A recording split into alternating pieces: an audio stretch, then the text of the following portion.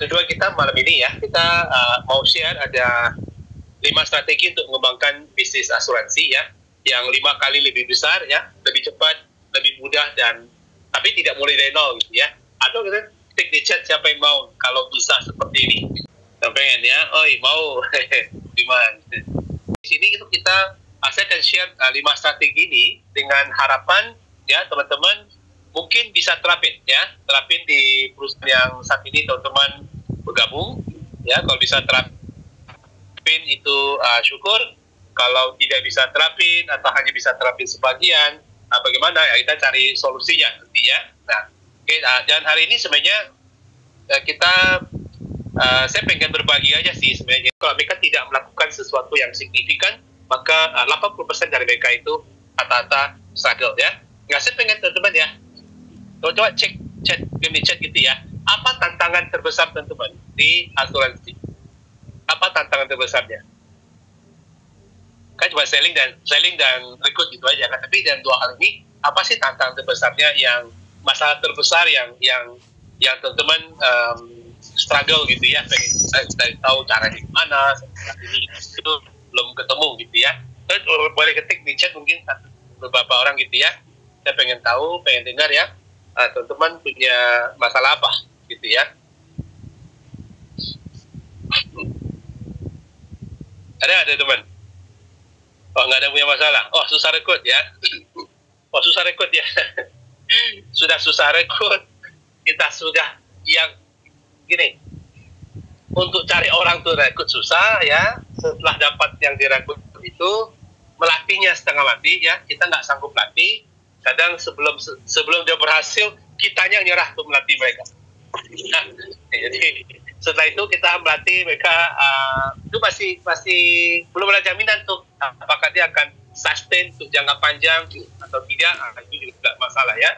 Faktor usia dan relasi yang sudah berkurang ya, betul ya, faktor usia. Tapi by the way, mengenai rekrut ya teman-teman, ini salah satu topik yang paling penting yang akan saya sampaikan bagaimana solusinya. Sebenarnya solusinya sederhana, tapi tidak mudah untuk diaplikasikan ya, karena ada banyak syarat kayak gitu ya. Nggak jadi zombie pasukannya, pasukan zombie itu masih orangnya ada gitu ya, terdaftar tapi setengah mati kayak gitu ya. Ya oke, kita akan temukan solusinya lah ya. Saya jamin ya, kalau mengenai susah rekrut ya, saya jamin selesai webinar ini teman-teman langsung ada bayangan ya. Mudah-mudahan malam ini bisa tidur ya, karena saking mudahnya sebenarnya untuk merekrut pasukan yang jalan ya teman-teman ya, bukan hanya sekedar merekrut masukin nama, bukan ya, merekrut orang yang bisa jalan, dan bila perlu orang yang kita rekrut itu full time ya, dia bisa jalan, dia sudah ngerti bisnisnya, dia langsung bisa full time, dan dia sudah punya calon-calon klien yang sudah siap beli ya. Nah, itu akan kita akan share gitu ya. Sudah rekrut tapi pada agak jalan. Nah, benar Bu-nya ya.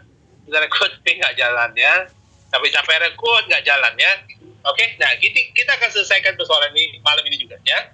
Jadi sebenarnya selamat saya ucapkan teman-teman yang bergabung malam ini adalah teman-teman yang beruntung ya. Sangat beruntung karena teman-teman akan temukan solusinya semua di sini ya. Oke. By the way, teman-teman, slide ini tidak dibagikan ya. Slide tidak dibagikan, dan Zoom malam ini video tidak direkam ya. Jadi tidak direkam, tidak di-share.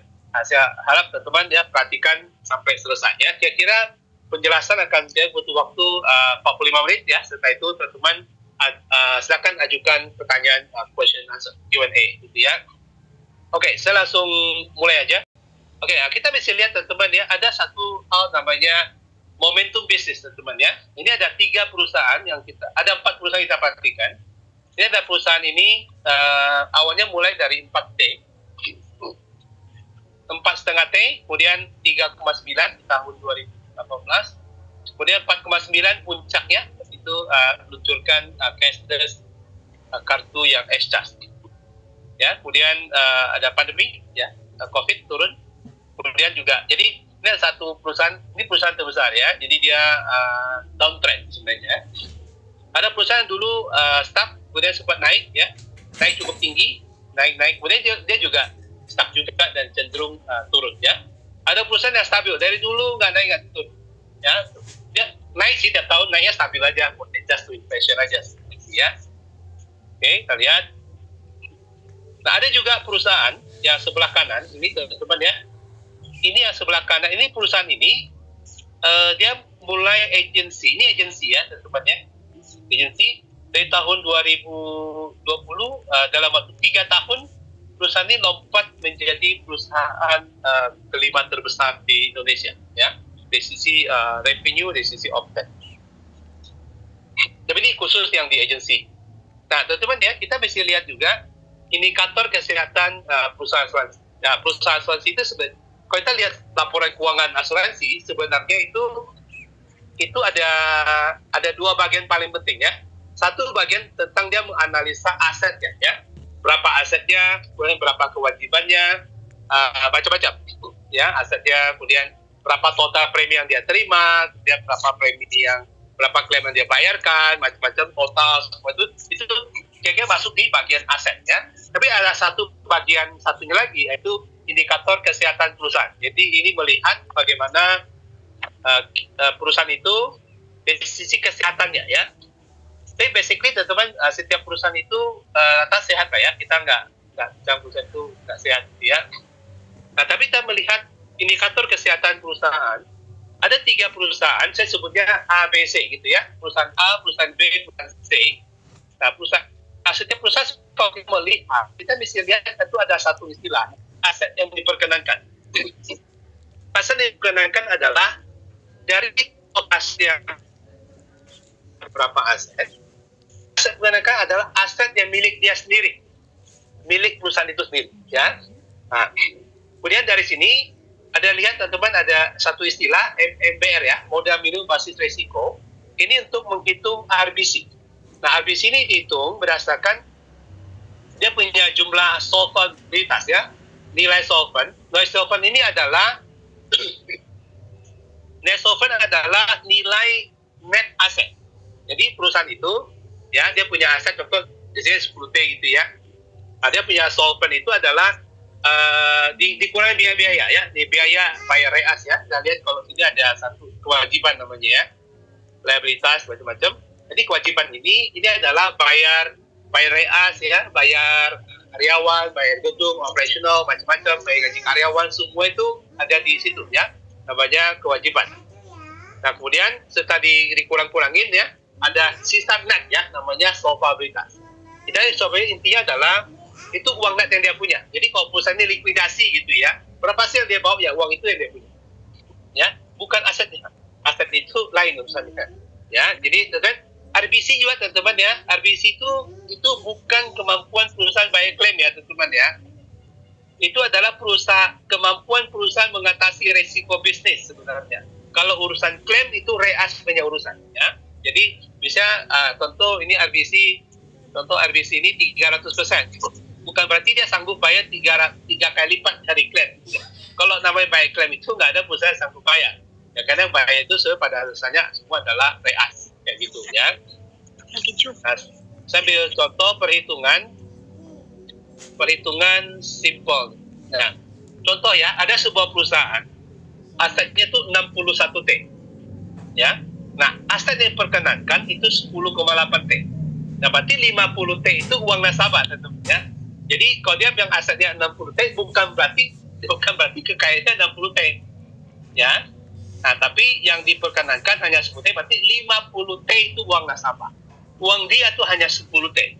Nah, karena dia 10T ini dia ada kewajiban ya, bayar real, bayar macam-macam 7,2T, maka jumlah solvabilitasnya langsung dikurangin. Berarti ketemu angka 3,6T. Nah, kemudian ada modal minimum basis risiko. Ini hitung ini adalah resiko perusahaan ya, resiko perusahaan di tahun berjalan. Resikonya berapa sih? Kayak gitu ya, resiko berapa item gitu ya. Resikonya 665M. Jadi dibagi itu 3,6T dibagi dengan 665M, ketemu angka namanya RBC, risk based capital 520%. Ya, ini adalah satu perusahaan yang asetnya 60T ya. Nah, sisi lain kita melihat contoh lain ya. Ada perusahaan, asetnya sebenarnya cuma 24 T. Tapi aset yang perkenankan, berarti aset yang dia punya itu 9,5 T. Nah, kewajibannya itu, karena asetnya kecil, tapi kliennya tidak terlalu banyak, ya. Sehingga kewajiban dia itu hanya 2,9 T. Nah, sehingga jumlah solvabilitasnya 6,6 T. Nah, kita lihat dari dua sisi perusahaan ini, kalau dari sisi besarnya perusahaan, maka sebelah kiri perusahaannya jauh lebih besar dibandingkan sebelah kanan. Tapi kalau dibandingkan dengan perusahaan ini, mana lebih kaya? Perusahaan kanan jauh lebih kaya dibandingkan perusahaan kiri. Ya, kita lihat teman-teman ya. Jadi sebab itu besaran aset itu sebenarnya tidak menentukan bahwa perusahaan yang kaya. Beda. Jadi contoh misalnya saya punya aset, contoh orang punya aset 100M, ya. Dibandingkan orang punya aset 50M yang langsung kelihatan. Itu bukan berarti yang 50M itu bukan berarti yang 100 yang lebih kaya. Karena harus dilihat dalam laporan keuangan, dari 100M yang dia punya itu, berapa yang milik orang lain. Milik supplier, uang bank, itu bisa dikeluarin. Ya. Jika dia kurang hutang, misalnya 100 tapi hutangnya 80, berarti kan net asetnya 20M. Kalau satu orang lagi, misalnya 50M aset dia, tapi dia tidak ada hutang. Jadi sebenarnya yang kelihatan depan mata 50M itu sebenarnya jauh lebih kaya. Nah, sekali lagi, dalam hal ini, kalau lihat dari dua perusahaan ini, perusahaan kiri ada perusahaan terbesar di Indonesia, ya, perusahaan kanan ada perusahaan menengah dalam hal aset. Tetapi dalam hal kekayaan, net kekayaan dia, yaitu tingkat solvabilitas, sebenarnya perusahaan kanan jauh lebih kaya. Ya. Kemudian karena dan risiko bisnisnya jauh lebih kecil, ya, otomatis RBC-nya itu 2.500%, ya.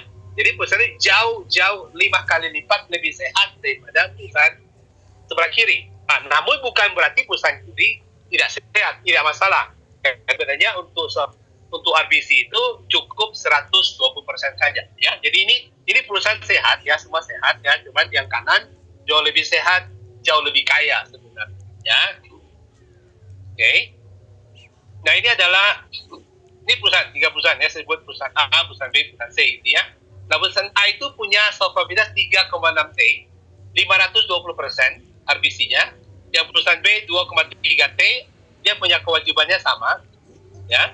Dan otomatis dia punya risk based capital-nya itu 335%.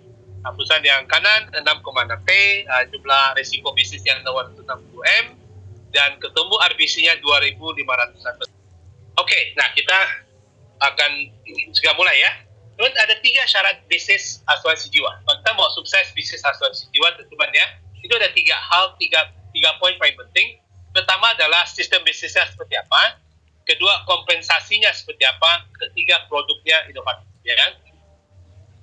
Karena 3 hal ini saling menunjang, teman-teman ya. Sistem bisnis, kompensasi, dan produk inovatif, ya, ini sangat terkait langsung dengan hasilnya seperti apa, ya. Contoh misalnya sistem bisnisnya bagus, ya, kompensasinya bagus, ya, maksudnya kompensasi dapat income lah bagus gitu ya. Tapi produknya kurang inovatif. Yang terjadi adalah agen susah jualan, ya, otomatis omset juga nggak ada. Nah, kalau sistem bisnisnya bagus, ya, produknya inovatif, ya, tapi kompensasi rendah, misalnya komisi rendah gitu ya. Produksi bagus, sistemnya keren gitu ya, tapi kompensasi kecil gitu ya. Ya masalahnya aja juga malah jualan gitu ya. Kita nggak bisa pungkiri lah bahwa kita cari income juga. Kita pebisnis, kita cari income, ya. Ada juga misalnya kompensasinya bagus, ya, komisinya besar, produknya sangat inovatif, tetapi sistem bisnisnya tidak bisa bikin kita berkembang, ya. Nah, kalau sistem bisnisnya itu tidak bagus, ya, otomatis dia tidak bisa berkembang, ya. Jadi 3 hal ini harus terpenuhi, teman-teman, ya. Kalau kita mau sukses, ya, sistem bisnis harus bagus, karena ini memastikan tim ini bisa berkembang, ya. Kemudian kompensasi harus menarik supaya agen itu rajin jualan. Ketiga, produknya harus inovatif supaya jualannya gampang. Terbaik ya teman-teman ya, Anda punya tim hari ke hari makin besar, kemudian agen kita tuh rajin jualan gitu ya, dan produknya gampang dijual, teman ya. Kalau ini bisa terpenuhi teman-teman ya, Anda punya bisnis itu hampir perfect teman-teman ya, perfect akan terjadi. Oke. Nah, saya akan share teman-teman ada lima strategi ya teman-teman ya. Nah, strategi pertama sebenarnya tadi ini mengatasi masalah susah rekrut ya. Susah rekrut ini akan diatasi dengan strategi ini. Yaitu teman-teman, Anda rekrutlah orang yang inorganik, teman-teman ya. Inorganik adalah rekrutmen itu seperti transfer pemain, teman ya. Yaitu kita transfer pemain mitra bisnis yang telah berpengalaman di bisnis asuransi ya. Jadi kita tidak melatih tidak merekrut orang yang tidak ngerti bisnis asuransi sama sekali. Nah, itu akan bukannya nggak bisa sih, bisa. Kok kita juga dulu mulai juga nggak ngerti asuransi kan, tapi saya bisa sampai hari ini saya sudah dilatih selama 27 tahun gitu ya. Nah, teman-teman, sebenarnya hal ini terjadi di semua bidang ya. Semua industri seperti itu. Kita kerja di bank A, kita pindah ke bank B, pindah lagi bank C, pindah-pindah terus saja. Kenapa? Karena setiap kali pindah, kita dapat lebih bagus, seperti itu ya. Oke. Nah, demikian semua bidang lah. Kita contoh misalnya kita mau buka restoran misalnya hari ini, ya, buka restoran, tarik kopi gimana? Kita melatih pembantu kita atau kita masak sendiri, temukan resep yang terbaik, yang paling cocok, gitu ya.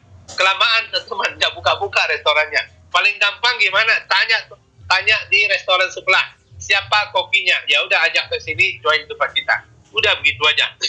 Sesimpel itu teman-teman ya. Jadi cara untuk mengatasi masalah susah rekrut adalah rekrutlah orang sudah direkrut sebelum ya. Rekrut orang yang berpengalaman di industri ini. Ya. Nah, kita bisa lihat teman-teman, kalau organik ya, organik tuh kayak gini loh. Organik tuh orang yang tidak ngerti asuransi, kita ajakin bisnisnya mulai dari ngajakin mulai dari nol gitu ya. Itu seperti ini teman-teman. Kita mesti lakukan pendekatan dulu ya. Pendekatan sampai dia tertarik, kemudian dia ikut training, kemudian kita benarin mindsetnya butuh waktu 1 tahun ya. Dari mindset menjadi leader paling cepat juga 1,5 tahun. Dari leader kemudian dia sukses apa enggak, minimum ya harus itu minimum 2 tahun jadi leader baru ketahuan apakah ini leader akan lanjut atau berhenti juga pada akhirnya. Dan ini sudah habiskan waktu kita tuh 5 tahun. Jadi kita melatih seorang agent menjadi leader dari awal itu butuh waktu tuh 5 tahun teman-teman ya. 5 tahun tuh dan belum tentu berhasil juga sih. Anggap kalau berhasil pun butuh waktu yang 5 tahun ya. Nah, kalau inorganik bagaimana? Orang sudah dilatih, ya orang yang sudah lewatin yang sudah lewatin proses ya, kayak gitu ya. Nah, kita ajak mereka, kita proses namanya inorganik. Kalau inorganik kita lakukan pendekatan, bikin dia tertarik kita masuk dalam sistem produk macam-macam. Kemudian langsung waktu singkat langsung tahu nih orang sukses apa enggak ya. Paling butuh waktunya itu kira-kira hanya butuh waktunya 6 bulan aja teman-teman ya. Bandingkan teman-teman ya, 6 bulan untuk bikin satu orang tuh jadi. Dibandingkan 60 bulan untuk melatih seorang dari nol ya. Kira-kira teman-teman kalau bisa seperti ini ya, bisnis teman-teman akan 10 kali lipat lebih cepat ya. Makanya sebenarnya apa yang terjadi di saya gitu ya. Saya mulai ya sendirian teman-teman ya. Hari pertama tentu sendirian, dalam 1 tahun bisa punya 39 leader, teman ya. Terjadi percepatan yang sangat luar biasa, teman ya. Kenapa bisa begitu? Karena dari 39 leader tadi, sebenarnya 70% dari mereka semua adalah inorganik ya. Orang sudah ngerti bisnis ini, orang sudah juga cukup terlatih ya, dan sebagian besar dari mereka adalah full time ya. Bayangkan teman-teman, kita melatih orang dari part time menjadi full time aja butuh waktu bisa bertahun-tahun untuk meyakinkannya, gitu ya. Nah, ya saya lanjut. Nah, ini adalah success rate teman-teman ya. Kita mesti tahu juga secara statistik ya. Statistik itu sebenarnya berapa persen sih agent yang sukses sebenarnya. Nah, kita mesti tahu fakta ini ya. Ini adalah fakta yang berdasarkan penelitian teman ya. Kalau hari ini 100%, maka 3 tahun kemudian sisa 8%. Maka sebenarnya di Amerika ada satu klub namanya 8% ya. Klub 8% itu dibikin oleh namanya Cody Astin, dia seorang konsultan untuk pelatihan agensi gitu ya. Nah itu dia ada klub 8%, intinya adalah itu adalah orang-orang yang lolos seleksi. Jadi kalau misalnya dia sudah 3 tahun, dia masih ada di industri ini, maka dia disebut sebagai klub 8%. Ya, 8% ini, karena memang statistiknya setelah 3 tahun, agent itu sisa 8%. Jadi kalau setelah 5 tahun, sisa 5%. Ya. Setelah itu ada 20% akan sukses, 30% akan berhenti juga, dan 50% rata-rata. Ya. Jadi 20% akan sukses, dia akan punya tim yang besar, maka sebagian punya kantor agency. Ya. 30% akan berhenti juga, nggak tahan 3 proses ya. Tapi ada 50% adalah orang rata-rata. Nah, rata-rata ini adalah hidup segan mati tak tahu, kayak gitu ya. Kalau dibandingkan pekerja sebelum di asuransi, dia lebih baik. Karena kalaupun income-nya sama, ya, dia waktunya lebih fleksibel, waktu keluarga lebih ada, kayak gitu ya. Jadi dia gaya hidupnya lebih baik ya. Nah, tapi kalau mau kaya jauh banget. Tapi kalau mau berhenti dia juga mau, kayak gitu ya. Itu namanya rata-rata. Oke. Nah, contoh misalnya ya, kalau ada 1.000 orang, kita hari ini Anda melatih 1.000 orang, 3 tahun kemudian itu sisa 80 orang, 5 tahun kemudian sisa 50 orang, ya. 10 orang yang sukses, 25 orang itu rata-rata, 15 orang akan berhenti juga, ya. Nah, bayangkan teman-teman ya, kalau kita mau melatih orang dari nol, ini hasilnya. Nah, kalau bisa begini, kalau Anda bisa latih orang, ya, pasti gini loh. Anda mau latih 1.000 orang untuk menemukan 50 orang yang berhasil, atau langsung cari aja 50 orang yang berhasil siapa. Nah, orang itu yang kita ajak di bisnis ini, kita kasih dia kesempatan bisnisnya. Nah, kenapa orang bisa mau join sama kita? Itu ada caranya lagi, gitu ya. Ada alasannya kenapa orang mau join, ya. Oke. Nah, tadi namanya recruitment in organic, ya. Nah, yang kedua adalah hybrid promotion. Nah, di industri ini, teman-teman, sebenarnya itu ini adalah yang saya rangkumkan hari ini 5 strategi ini. Ini adalah best practice ya, teman-teman ya. Anda tinggal terapkan 5 strategi ini, itu dijamin, teman-teman ya. Bisnisnya pasti maju berlipat-lipat dalam waktu yang singkat kali ya. Hybrid promotion itu seperti ini. Jadi kalau misalnya orang itu dipromosi, agent menjadi leader, ini leader junior lah gitu ya, itu cukup waktu 6 bulan aja. Jadi dan hitungan Januari, dia bukan sistem kalender ya. Jadi sebenarnya orang kalau memang sudah layak promosi, ya promosi aja. Nggak perlu tunggu sampai Januari sampai promosi kayak gitu ya, nggak perlu sebenarnya. 6 bulan oke, memang experience bagus, dia bisa capai, dia langsung promosi. Nah, contoh misalnya ya 200 juta, udah gitu ya. Nah, leader pertama itu sebenarnya tidak perlu punya agent dulu lah, dia kayak agent senior lah kayak gitu ya. Tapi dia bisa dapat OR kayak gitu.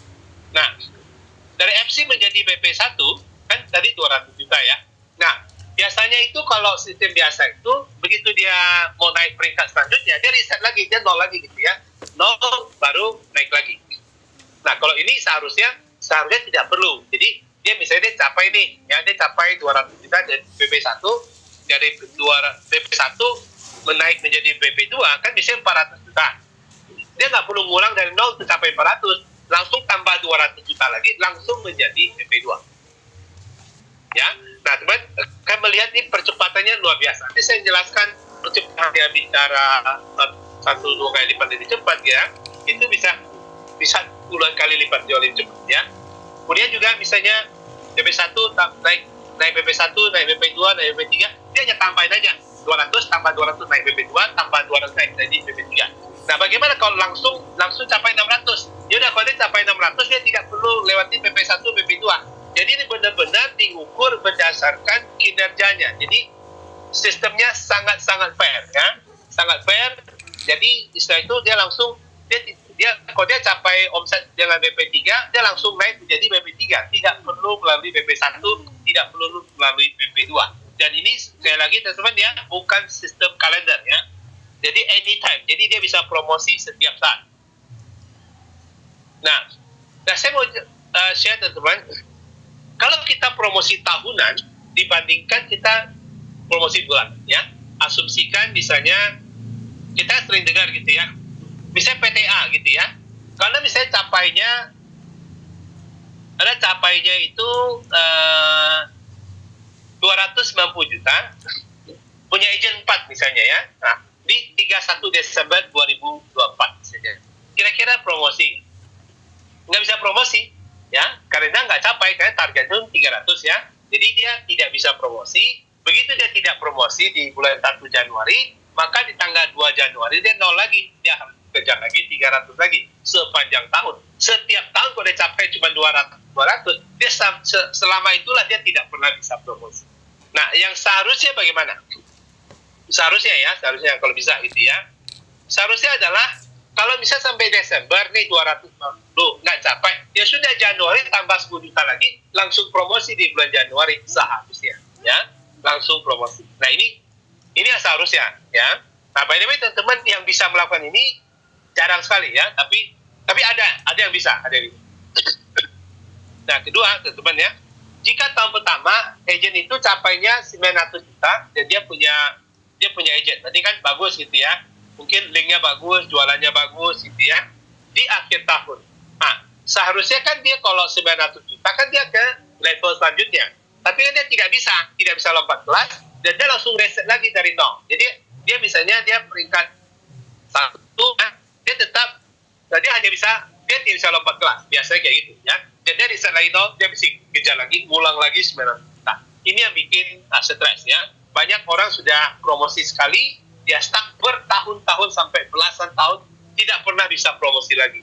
Karena begini, setiap tahun riset lagi, capek akhirnya gitu ya. Akhirnya gimana? Yang nggak berkembang, satu jaringan itu tidak berkembang semua.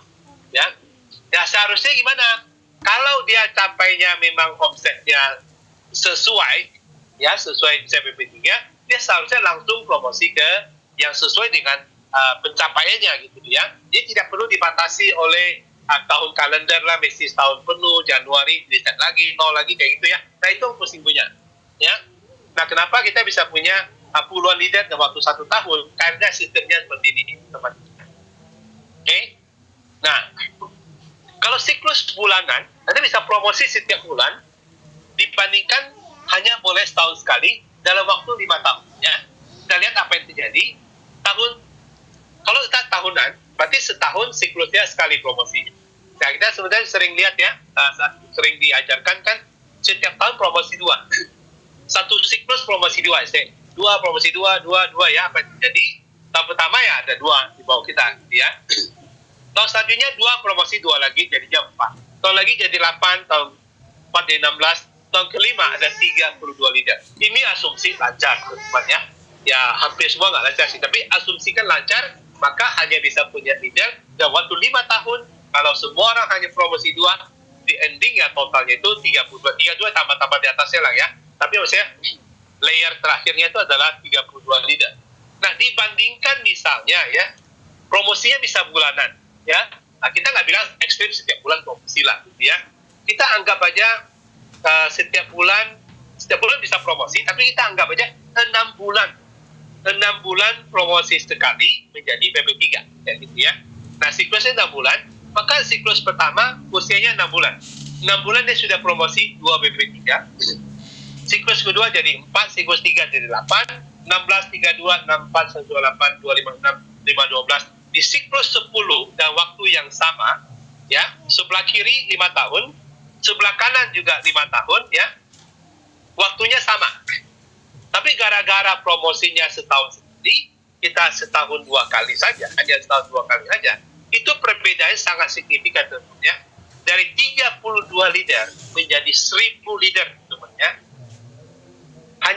Hanya gara-gara sistemnya berbeda. Ya, mungkin kita jual produk tetap asuransi, ya. Jual produk asuransi tetap kita jualan, tetap kita rekrut seperti biasa. Tetapi gara-gara sistem bisnisnya seperti ini, teman-teman ya, kita memungkinkan ya 30 kali lipat lebih cepat ya. Ini sangat signifikan. Jangan melihat 1 tahun 12 bulan menjadi 6 bulan itu hanya 2 kali lipat, bukan teman-teman ya. Tapi 2 kali 2 itu percepatan itu ya mencapai 1000 leader. Nah saya tahu ini satu dari teman dulu dia di satu perusahaan itu belasan tahun ya. Orang itu punya income 1,5 perusahaan terakhir, kemudian dia pindah ke perusahaan lain,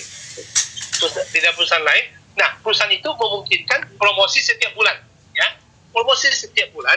Nah, orang itu dalam waktu sekitar 7-8 tahun, ya, dari awalnya mungkin yang ikut mungkin 30-an leader, ya, dalam 7-8 tahun, teman-teman, memiliki 4.000 leader, teman-teman, ya, 4.000 leader dalam 7-8 tahun saja, ya. Nah, apa yang berbeda? Produknya asuransi biasa, produknya mirip sebenarnya, ya, mirip dengan perusahaan lama dia, mirip, ya. Nah, tetapi apa membuat perbedaan? Dia bisa punya 4.000 leader dengan income 10 miliar per bulan, ya. Nah, itu ada fenomena seperti itu. Apa sih perbedaannya? Perbedaan di sistem bisnisnya, teman. Ya, sistem bisnisnya memungkinkan dia bisa promosi setiap bulan bisa promosi. Gara-gara bisa promosi setiap bulan dibandingkan promosi setahun sekali, orang itu income dia 1,8 M menjadi 10 M per bulan, teman-teman, ya. Setahun lebih dari 100 M. Nah, itu gara-gara sistem bisnisnya bisa promosi setiap bulan, ya. Jadi teman-teman, sebenarnya di industri itu sebenarnya tuh ada yang bisa promosi setiap bulan, dan seharusnya seperti itulah. Saya di Indonesia seharusnya itu seperti itu. Kita rekrutmen organik, yaitu rekrut orang yang berpengalaman, hybrid promotion, ya, promosi setiap saat, kemudian bisa setiap bulan bisa promosi, ya. Kompensasi maksimal. Sebenarnya di industri ini kompensasinya banyak, teman, ya. Ada namanya komisi, ya. Ada komisi, kemudian ada production bonus, ya. Bonus produksi adalah bonus yang dibayarkan setiap bulan, ya. Setiap bulan, misalnya dia mencapai gitu. Atau bisa bonus produksi itu sampai 50%, ya. Jadi 50% berarti misalnya kalau dia dapat sorry saya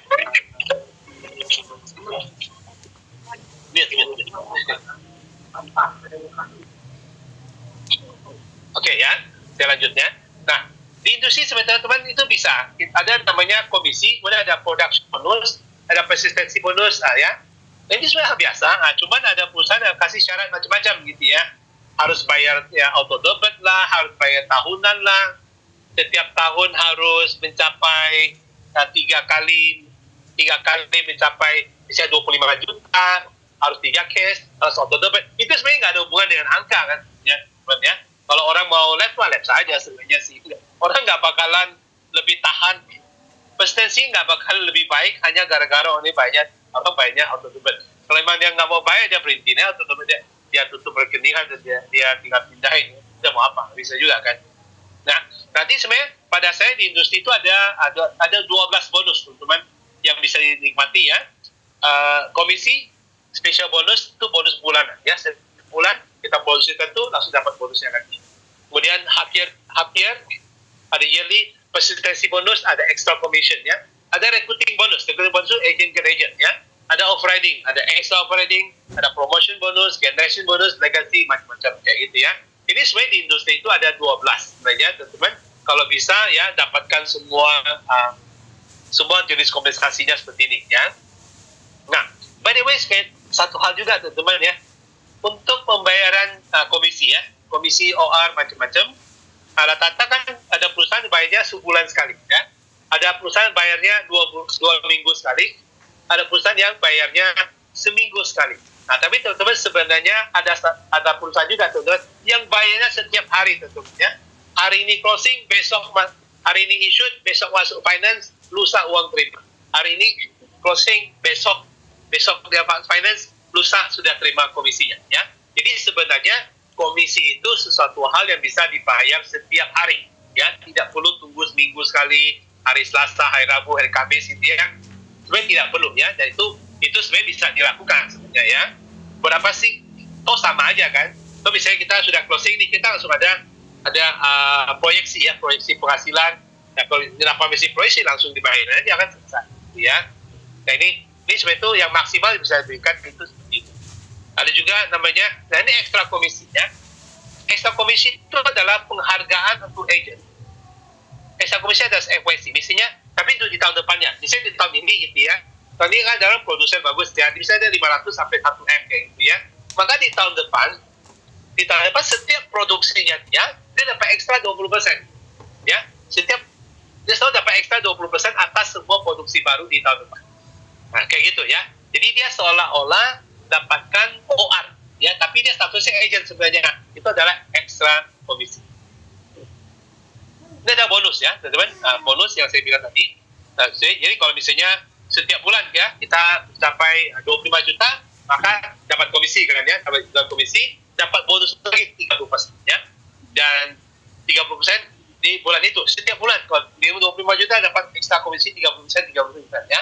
Di hampir berarti di pertengahan tahun. Bulan Juni kalau capai 160 juta, bonusnya berubah menjadi 50% ya. Jadi hitung ulang 20% seharusnya dapat segini, tapi berapa sudah bayar Januari, Februari, Maret, April, Mei, Juni, itu langsung dikurangin lagi, langsung dibayar di bulan depan. Kalau Juni belum capai 90 juta, gimana? Gampang, di bulan akhir tahun ya, capai 320 juta, maka komisi berubah lagi menjadi 50% juga ya. Jadi ini adalah sebenarnya bonus yang teman-teman bisa dapatkan di industri ini sebenarnya ya. Ada juga namanya extra operating. Extra operating adalah 30% dari bonus FC.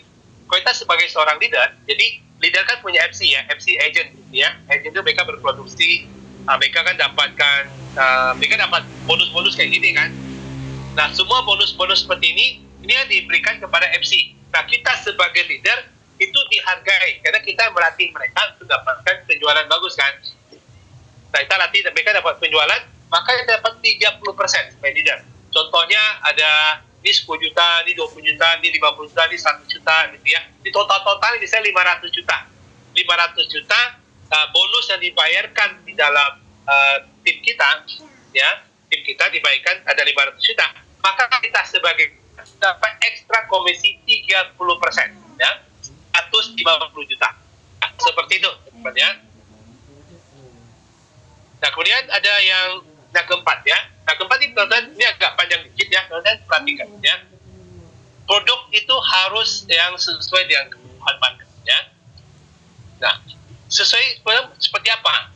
Produk pada saya cuma dua aja sebenarnya sih ya, yaitu kesehatan sama asuransi jiwa, cuma gitu aja sih. Nah, kita tahu di lapangan banyak sekali orang mulai teriak ya, repricing lah, inilah, itulah gitu ya.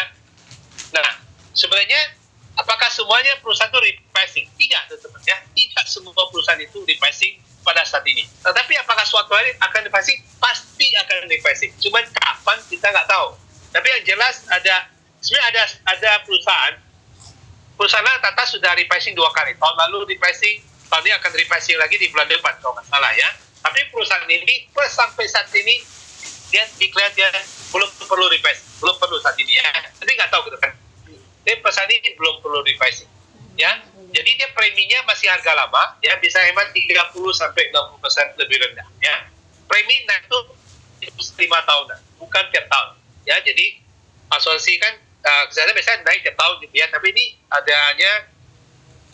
dia ada naiknya per 5 tahun sekali ya, 5 tahun naik. Kemudian kalau bayar tahunan dia bayar ini bisa diskon 2 bulan ya.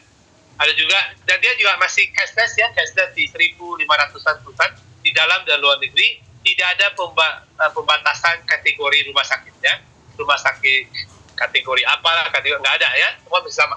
Yang poin nomor 5 penting sekali teman-teman ya, karena tidak banyak yang bisa lakukan. Itu misalnya dia beli asuransinya di Indonesia, kemudian anak ini sekolah di luar negeri ya, kuliah di China atau kuliah di Singapura gitu ya.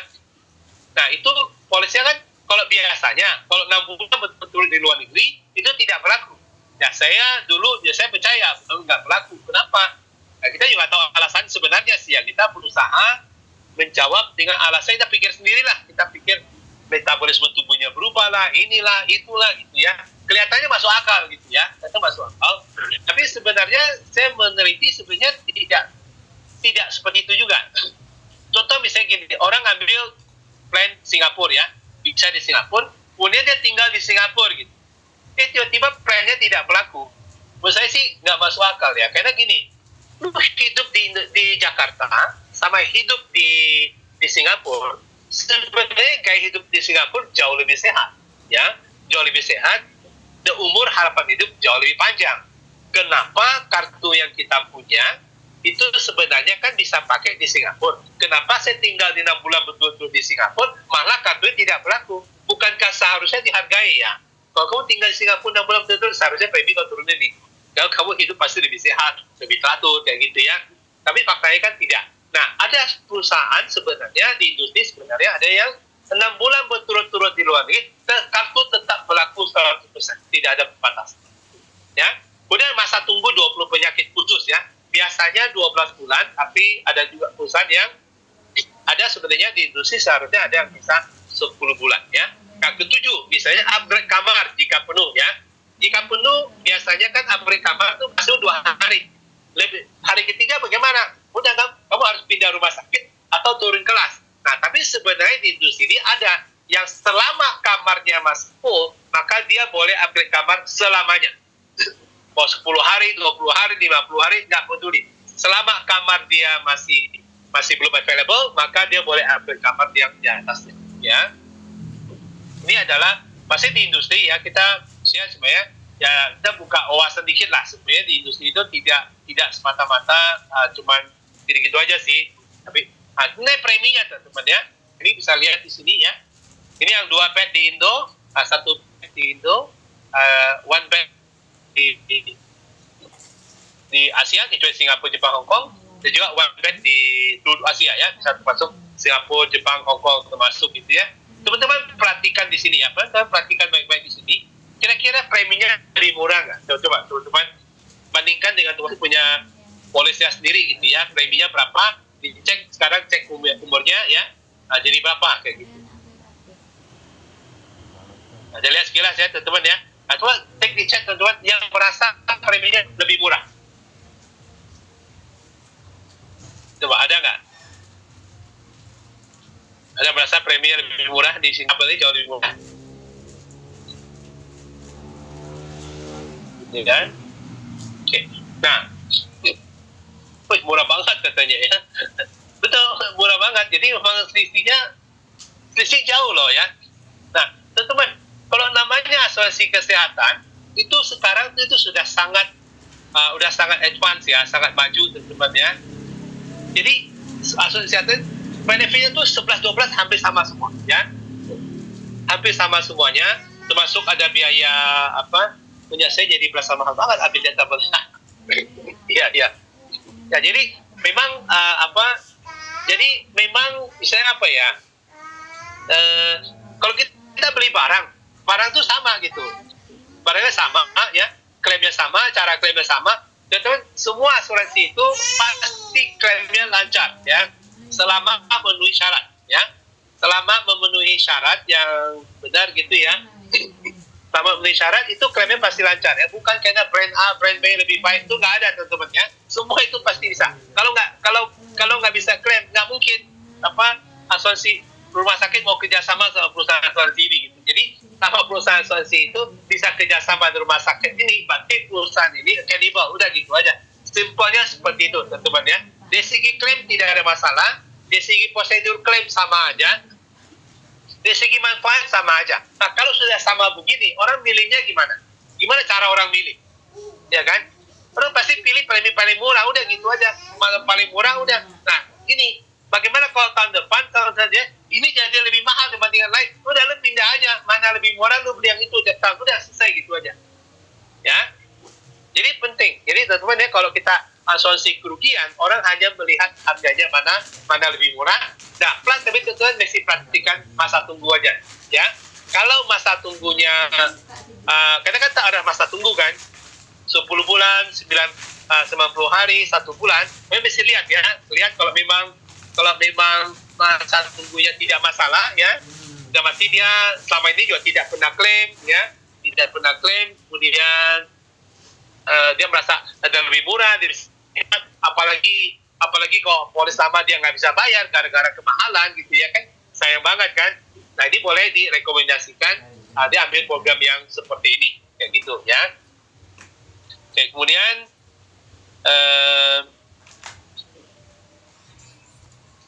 next lagi ya. Nah, kedua adalah gini, asuransi jiwa. Asuransi jiwa pada dasarnya pasti akan bayar klaim jika meninggal. Ya, jika meninggal pasti akan bayar klaim karena itu memang basicnya perusahaan asuransi jiwa ya, itu. Nah, tapi bagaimana kalau umur panjang ya? 55, 60 atau 7 masih hidup. Di mana anak-anak itu sudah mandiri. Kita beli asuransi, kan tujuannya biasanya karena anak kita masih butuh kita kan ya. Tapi bagaimana kalau kita nggak meninggal-meninggal gitu ya, sampai usia tua ya, kita masih hidup, anak-anak sudah mandiri. Pada waktu itu, kita mungkin ya justru tidak mandiri. Nah, itu bisa terjadi ya. Sangat-sangat bisa terjadi, teman-teman. Nah, jadi bagaimana solusinya gitu ya? Nah, satu hal lagi teman-teman, kita sudah biasa lihat survei ini ya. Mengapa UP harus cair di hari tua? Ya, tidak boleh hanya tunggu meninggal toh. Karena menurut survei Limbra, yang benar-benar kaya itu satu orang aja. Kemudian berkecukupan, ada 5 masih harus melanjutkan kerja, 12 bangkrut, 29 meninggal, 90%, 49 hidup tergantung anak. Ya, nah, contohnya kita perhatikan 69% dari orang yang masih hidup di usia 60-an akan tergantung hidupnya pada anak. Ya, inilah kenapa teman-teman harus ada produk asuransi yang bisa mengatasi masalah ini. Ya, karena gini, manusia cuma 2 kemungkinannya. Apakah dia meninggal sebelum waktunya atau dia umur panjang, udah gitu doang. Cuma gitu aja, sesimpel itu sebenarnya sih ya. Kalau dia meninggal ketika usia produktif, maka dia bermasalah anaknya nggak bisa lanjut hidup. Tapi kalau dia hidup terus sampai usia tua, masalah ada di dia karena dia penghasilannya berhenti, sedangkan orangnya masih hidup, biaya masih hidup tapi orangnya sudah nggak ada. Orangnya masih ada, income-nya sudah tidak ada. Itu juga bahaya sekali sebenarnya. Nah, kita lihat ya, di industri sebenarnya ada 3 generasi paparan aset ya. Generasi pertama adalah kalau meninggal dibayar ya, UP warisan. Ya, tanya kalau hidup bagaimana? Kalau hidup premi hangus, sudah itu aja. Lu bayar berapapun, pokoknya kalau mati dibayar, kalau hidup uang hilang, udah itu aja. Ya. Generasi kedua lebih baik ya. Kalau meninggal dibayar, kalau hidup bagaimana? Kalau umur panjang premi balikin. Ini sudah lumayan lebih baik daripada generasi pertama. Nah, generasi ketiga ini teman-teman dahsyat ya. Kita perhatikan. Kalau hidup UP dibayar, ya, kalau usia 75 atau 60 atau 55 dia masih hidup, maka cair uang pertanggungan. Nah, teman-teman, luar biasa nggak teman-teman? Coba ketik chat di sini ya. Luar biasa nggak kalau ada generasi ketiga itu seperti ini, ya? Satu lagi kalau hidup premi hangus, ada 2 premi dikembalikan, ketiga cair UP-nya. Cair UP berarti kalau dia ambil 10M, kalau dia meninggal cair 10M, kalau dia hidup usia 75, dia pun dibayar 10M. Ya, itu luar biasa. Emang bisa? Ya, bisa banget. Ya, tergantung. Hampir nggak ada, jarang sekali yang bisa, tapi ada yang bisa. Di industri sebenarnya ada yang bisa. Ya. Nah, itu adalah kita lihat solusi polis unit link ya. Kita unit link teman-teman ya, saya selama 27 tahun teman ya. Saya punya klien ada 600-an. Itu sebagian besar adalah unit link. Unit link itu kita cukup pusing lah. Tiap tahun dia tanya, saya mesti bayar sampai kapan? Kita bilang bayar sampai selamanya ya. Tahun ini dia paham, tahun depan dia masih nggak paham lagi. Dia bilang, gue mesti bayar sampai kapan? Nah, kalau orang seperti itu, dia tanya, dia harus bayar seumur hidup. Kita lihat ya. Contoh ini contoh real loh teman-teman ya. Contoh usia 40 tahun, uang pertanggungannya 10M. Biaya asuransi, coynya setahun 28 juta. Preminya kira-kira 120 juta. Nah, premi itu relatif, tergantung perusahaan, tapi coynya sama. Kenapa coy sama? Karena baterai aset sama. Ya, ini coynya. Kalau sekarang coy itu bisa dilihat teman-teman ya. Bisa lihat di tahun ke tahun tuh di-declare sekarang ya. 28 juta, 30 juta, terus ya. Kalau sampai usia 80 misalnya ya, total coy yang harus dibayar itu 8,3M ya. Asumsi rata-rata coy naik 8,5%, 9% ya. Nah, kalau sekarang dia inflation, total coy yang dibayar itu 8,3M. ya. Oke, 8,3 M ya. Kalau meninggal itu 10 M. Tapi kalau umur panjang itu uang hilang semua. Ya. 8,2 M itu hilang ya. Sekarang kita cek nih. Premi kan dibayarnya contoh 40, dia bayar 40 tahun ya, 40 sampai 80 tahun. Usia 40, 120 juta setahun, total bayar premi 4,8. Total coynya 8,3 M. Jadi kalau dia bayar terus aja, dia bayar terus sampai usia 80 aja, masih suruh top up 3,3,5 M, teman-teman ya. Ini kalau dia unit link. Kita lihat. Nah, terus gimana solusinya? Sebenarnya ada satu solusi. Sebenarnya kalau dia ambil program ini ya, dia win-win solution. Dia cukup bayar 194 juta setahun kali 10 tahun. Total bayarnya 1,9. Bawah lubang itu ya tutupin nak. Ya, dia total bayarnya itu 10 M. 10 tahun ya. Total bayar 1,9 M. Jika sakit kritis dalam masa pembayaran, dia bebas tadinya, dia usah bayar. Kemudian, kalau dia meninggal, dibayar 10 M. Kalau umur panjang usia 75, dia juga dibayar 10. Jadi, dia hidup dibayar 10 M, dia meninggal juga dibayarnya 10 M. Preminya setahun 194 juta, bayar 10 tahun. Ya. Kita lihat. Before-nya seperti ini ya. Jadi dia total bayar 8,3 M. Kalau meninggal dia akan terima meninggal. Dia akan terima itu di dia terima di kalau dia meninggal terima 10 M. Ya, total bayar 8,3 M. Kalau umur panjang dia nggak terima apa-apa ya. Nah, kalau kita restruktur, dia akan menjadi begini. Total bayarnya 1,9, kalau meninggal 10 M. Jika usia 75 masih hidup, ya, dia juga akan terima 10 M. Jadi mau hidup atau mau meninggal, tetap terima 10 M. Ya. Kalau kita di unit link, itu kalau meninggal terima, kalau hidup uang hilang. Ya. Bisa kasar begini, kalau kita di unit link itu ya, kita bayar gitu ya. Kalau kita meninggal, maka perusahaan bayar UP ke kita. Tapi kalau bisa kita hidup, umur panjang, kita bayarin UP ke perusahaan asuransi, ya. Itu yang konsep unit link, ya. Maka kita membantu klien itu untuk restruktur, ya, restruktur programnya dari unit link menjadi program tradisional yang ada kepastian, ya, kepastian bayar, kepastian terima meskipun tidak meninggal, ya. Itu. Nah, tapi gini teman-teman. Sayangnya ya, sangat sedikit perusahaan yang bisa cair uang pertanggungan 100% jika tidak meninggal. Yang jadi pertanyaan, kenapa bisa begini? Karena gini teman-teman ya, perusahaan asuransi itu, kalau kita jual polis unit link, maka kita tidak perlu jaminan. Ya. Jadi kalau kita bikin sebuah program asuransi kan, basic approval ke OJK kan, OJK tanya, program kamu bagaimana? Meninggal bayar. Oh meninggal bayar, oh ya sudah langsung approve. Karena kan gampang kok meninggal, lempar ke RA, selesai gitu kan. Tapi kalau kita bilang nih, kalau kita bilang misalnya produk ini, kalau kan OJK tanya, kalau meninggal bagaimana? Oke, bayar UP. Kalau tidak meninggal bagaimana? Oke, ini ada nilai tunai. Ada nilai tunai, dijamin apa enggak? Oh dijamin, oke. Dia langsung bereaksi itu, dijamin, bagaimana cara menjaminnya. Nah, untuk menjamin itu, apalagi dia bilang apalagi kita bilang gini, kalau kita meninggal UP cair, kalau hidup bagaimana? Hidup UP saya cairin juga. Wah, itu OJK kaget lagi tuh. Kok bisa gitu ya? Nah, untuk bisanya itu tergantung dia punya underlying asset ya. Nah, underlying asset adalah sebagai jaminan atas polis yang terbitkan. Makanya teman-teman kita lihat kalau ada program ini program jaminan nilai tunai gitu ya. Dia jual sekian tahun, dia tutup. Nah, kenapa? Karena sebenarnya jatahnya habis, ya.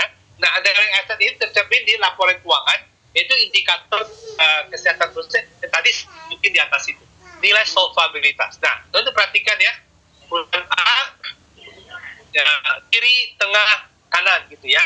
Jadi 3 perusahaan ini, kita lihat, perusahaan ini hanya bisa pakai generasi 1, yaitu kalau sehat, uang hangus. Kenapa bisa begini? Karena gini, ini kan namanya penjamin ya. Yang menjamin itu adalah tingkat solvabilitas dana solvan ini. Jadi misalnya saya mau cari omset 1T gitu ya. Saya harus tarik uang ini 1T keluar. Nah, kalau uang ini ditarik keluar, perusahaan ini kalau dia tarik keluar sehingga jumlah risiko sama, dia punya risk based capital unlock, teman-teman. Ya. Dia unlock, perusahaan jadi insolvent. Jadi perusahaan jadi tidak solvent. Jadi bahaya, ya. Jadi caranya gimana? Kalau dia perusahaan ini mau bikin yang ada uang jaminan kembali atau dia apalagi UB-nya cair, maka nilai jaminan itu harus banyak kayak gitu ya. Makanya yang perusahaan tengah ini dia hanya bisa terbitkan polis generasi pertama. Jadi kalau sehat, uang hilang. Nah, ada perusahaan yang kiri lebih bagus. Dia bisa bikin yang asuransi generasi kedua. Kenapa dia ada duit sedikit lebih banyak ya? Tapi tetap hanya bisa premi kembali toh. Ya, itu juga kembalinya setelah 25 tahun atau sekian 10 tahun gitu ya. Yaitu premi kembali. Nah, yang ketiga, yang paling kanan, dia bisa keluarkan generasi ketiga nih. UP cair 100%. Kenapa? Dia punya dana solvent itu banyak sekali, teman-teman ya. 6,6 triliun. Nah, uang inilah yang dipakai oleh perusahaan asuransi untuk bikin produk yang bisa punya jaminan. Nah, sekarang teman-teman mulai sadar gitu ya. Kenapa perusahaan saya namanya perusahaan terbesar, nomor 1, perusahaan kedua terbesar. Itu perusahaan yang besar sekali, teman-teman ya. Katanya besar sekali. Tapi dia tidak akan bisa bikin program seperti ini. Kenapa? Dia tidak punya uang stok dana solvent itu. Tapi kan nggak mungkin dia ngaku. Kenapa nggak bikin? Ya kita nggak punya duit kan nggak mungkin ngomong gitu kan. Nah, kita lihat ya perusahaan yang kiri sama tengah itu, dalam waktu 3 bulan, itu programnya bisa saling copy. Hari ini yang bagus, besok bikin lebih bagus, besok bikin. Dalam waktu 3-6 bulan, selalu bisa di-copy. Nah, program yang perusahaan kanan yang keluarkan ini program sudah jalan 3 tahun. Tidak ada yang bisa mengcopy sampai saat ini. Kenapa? Karena perusahaan lain, ini mesti cek. Ya, dia cek dia punya dana solvent. Ya. Dana solvent, uang liquid, sebagai jaminan terbitnya sebuah polis asuransi yang berjaminan, itu dananya nggak cukup sebenarnya. Nah, sekarang kita mulai tahu ya, sebenarnya perusahaan besar bukan berarti perusahaan itu banyak duit. Yes, kayak gitu ya. Oke. Nah, sekarang teman-teman ya, kita sudah jelasin 4 hal ya, 4 strategi untuk kembangkan bisnis ini. Anda yakin nggak teman-teman ya? Kalau Anda bisa rekrutmen inorganik ya, Anda bisa rekrut orang berpengalaman. Secara statistik 10 kali lipat lebih cepat. Yang kedua, Anda sistemnya adalah bisa hybrid promotion. Anda bisa promosi tiap bulan. Itu hasilnya teman-teman 30 kali lipat lebih cepat dibandingkan kalau hanya bisa promosinya setahun sekali. Yang ketiga teman-teman, kompensasi itu harus maksimal ya. Dapatkan kompensasi terbesar di market dan 12 jenis kompensasi. Yang keempat, produk terbaik di market yang tidak bisa di-copy. Nah, dulu saya selalu pikir perusahaan asuransi saling meng-copy produknya. Benar. Kalau mati bayar, itu gampang sekali di-copy. Ya. Dia tinggal kasih gimmick aja. Nanti di usia 75, naik 50%. Kalau perusahaan asuransi bikin lagi. Jangan jauh tunggu dari hari pertama pun sudah naik 50%. Ada yang seperti itu. Kita bilang, sampai usia sekian, kalau nggak klaim, duitnya gue balikin. Setelah balikin, duit premi kita balikin, uang petang masih berjalan katanya. Ya, tetap harus tunggu meninggal dulu baru kayak gitu. Nah, itu produk kayak gitu relatif gampang di-copy ya. Karena untuk mengcopy produk seperti itu tidak butuh modal, teman-teman ya. Modalnya kecil, jadi gampang di-copy.